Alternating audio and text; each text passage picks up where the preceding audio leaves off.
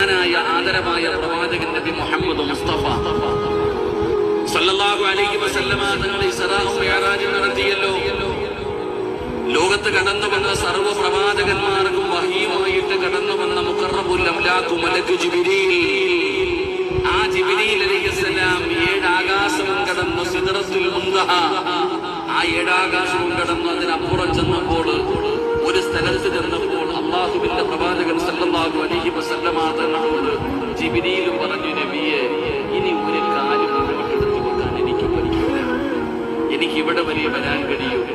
ഇതിനപ്പുറത്തേക്ക് ഞാനൊരു ചുവട്ടടി എടുത്തു വെച്ചാൽ പിന്നെ ജിബ്രീൽ ഇല്ല. എന്റെ പ്രിയപ്പെട്ടവരെ, ഇനി അങ്ങോട്ടുള്ള യാത്ര തനിച്ചാണ്. എന്റെ പ്രിയപ്പെട്ടവരെ, മഹാനായ നബി മുഹമ്മദ് മുസ്തഫ സല്ലല്ലാഹു അലൈഹി വസല്ലമ തങ്ങൾ അവിടെ നിന്ന് തനിച്ചാണ് പിന്നെ റബ്ബിന്റെ മുമ്പിലേക്ക് കടന്നുപോയത്.